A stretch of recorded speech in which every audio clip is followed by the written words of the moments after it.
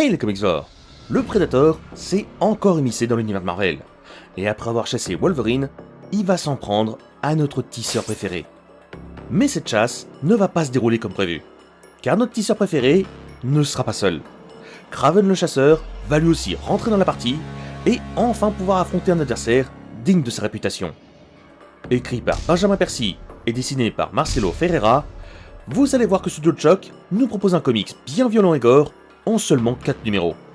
Si cette série de vidéos vous plaît, dites-le moi dans les commentaires, car il se peut que je sois passé à côté d'un autre comics, Predator Versus, qui est tout aussi sanglant et jouissif. Sinon, n'hésitez pas à activer la cloche et à vous abonner, je vise les 40K avant la fin de l'été, et je suis sûr qu'on peut y arriver. Bref, commençons notre comics, Spider-Man vs Predator. L'histoire commence sur la ville de New York, qui est en pleine canicule.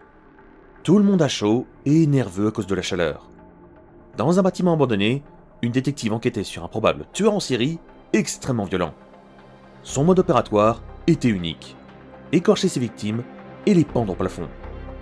La détective remarqua que le tueur prélevait des morceaux de ses victimes en pensant que c'était comme des trophées de ses victimes. La détective fut surprise de voir le vrai scientifique arriver sur la scène de crime, laissant le temps à Peter, qui avait infiltré la scène de crime, de partir discrètement. Un peu plus loin, des petits voyous qui venaient de se planquer dans un entrepôt furent sauvagement attaqués par le Predator, qui n'en laissa qu'un seul en vie avant de lui arracher la peau du visage et de le tuer sauvagement. Le Predator garda la peau du visage de l'homme comme un trophée du cubre. Quand Peter arriva pour appréhender les cambrioleurs, il tomba sur une nouvelle scène de crime où toutes les victimes avaient été écorchées. Quelques heures plus tard, alors que Mary Jane était dans le métro pour rentrer chez elle, la rame plongea dans le noir. La couple d'électricité poussa tous les gens bloqués dans une panique folle, quand soudain, Mary Jane sembla apercevoir un homme dans l'obscurité. L'homme était en réalité le Predator, qui avait gardé le visage de l'homme sur son masque et qui se réjouissait déjà de voir toutes ses nouvelles futures victimes. Un couvre-feu fut déployé pour protéger la population du serial killer, poussant un autre personnage à intervenir. Alors qu'un vieil homme qui alertait sur les dangers du Predator se fait attaquer par des voyous, Kraven le chasseur sortit de l'ombre, bien décidé à chasser ce tueur mystérieux. L'électricité étant revenue, un des techniciens rentra sous terre pour réparer les câbles défaillants, mais entendit un cri au loin. Il tomba sur une rame de métro, qu'il ouvrit pour tenter d'aider la personne qui demandait de l'aide, et tomba sur un véritable bain de sang. Une masse sombre qui demandait de l'aide sortit de l'ombre et attaqua l'homme en révélant qu'il était le Predator. À quelques mètres de là, MJ et une inconnue échappent de peu au Predator pendant que l'homme se faisait massacrer. Dans la nuit, Kraven, qui menait son enquête sur le tueur, croisa le chemin de la détective. Il envoya valser la détective, qui tomba dans un piège que Spider-Man avait laissé. Kraven comprit une chose, Spider-Man enquêtait déjà sur le tueur. Un peu plus tard dans la soirée, Peter, qui parlait avec Jameson, sentit une menace approcher. Un vaisseau Predator survolait le bâtiment, et 3 Predators avaient été appelés pour chasser ce tueur sans honneur. Peter enferma Jameson dans l'ascenseur avant de se changer pour affronter les 3 aliens. Spider-Man affronta les 3 Predators en même temps, qui n'arrivaient pas à le toucher car Spider-Man était bien trop agile. De leur côté, Mary Jane et la jeune femme tombèrent sur un SDF qui les aida à se cacher du monstre. Il les poussa dans un trou rempli de rats pour les cacher, pendant que le pauvre homme se faisait embrocher vivant par le monstre. Jameson, qui était sorti du bâtiment, fut une énorme explosion et un cocon de toile lui tomba dessus. La détective se jeta sur lui pour le protéger, avant que le cocon s'ouvre, dévoilant un Predator vraiment bien vénère d'avoir perdu son casque, et de cette fait humilié par Spider-Man. Ne pouvant plus attendre, les 2 jeunes femmes sortirent des égouts, tout en sachant que le monstre n'était pas loin derrière elles. Alors qu'il allait attaquer les 2 jeunes femmes, il entendit l'explosion du Daily Bugle, comprenant que d'autres Predators étaient à sa poursuite.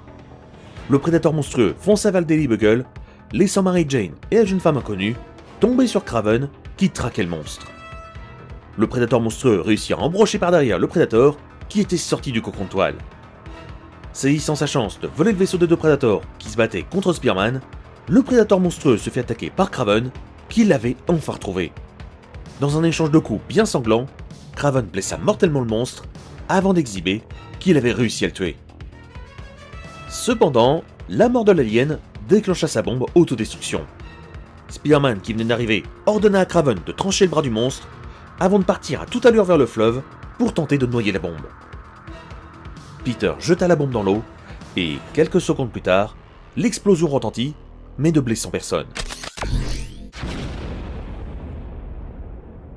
Kraven se fit surprendre par un autre Predator, et malgré ses blessures, il était prêt à se battre à nouveau. Comprenant qu'il ne faisait plus le poids, il accepta son destin et sa mort face à un grand chasseur. Cependant, le Predator ne le tua pas, mais le marqua pour valider que Kraven était lui aussi un grand chasseur honorable. Kraven monta dans le vaisseau avec les Predators, qui quittèrent la planète. Cependant, le Predator qui s'était fait embrocher par derrière était toujours en vie. Un scientifique du nom d'Abraham Cornelius ordonna à ses hommes de récupérer le corps du Predator mourant avant de quitter la ville. Mary Jane retrouva enfin Peter, heureuse de ne plus être menacée de mort par un monstre, et tout est bien qui finit bien. Comme vous pouvez le voir, ce comics est bien différent du comics Predator vs Wolverine. Là où Wolverine affrontait un chasseur méthodique et terrifiant, Spider-Man doit faire face à un monstre véritablement incontrôlable qui massacre tout ce qui croise sa route. Kraven est vraiment badass et très bien respecté, et le Predator fou est vraiment gore et sadique. Sinon, il y a une suite à ce comics, car je sais pas si vous avez fait attention, mais Abraham Cornelius récupère le Predator gravement blessé. De mon côté, j'ai beaucoup aimé ce comics, mais pas autant que Wolverine vs Predator, qui était pour moi beaucoup plus jouissif. Dites-moi dans les commentaires ce que vous avez pensé de ce Spider-Man vs Predator, et quel est votre comics préféré entre Spider-Man vs Predator et Wolverine vs Predator. N'oubliez pas de vous abonner et d'activer la cloche pour ne manquer aucune de mes vidéos, et quant à moi, je vous laisse, et je vous dis à la prochaine Comicsvore. Ciao!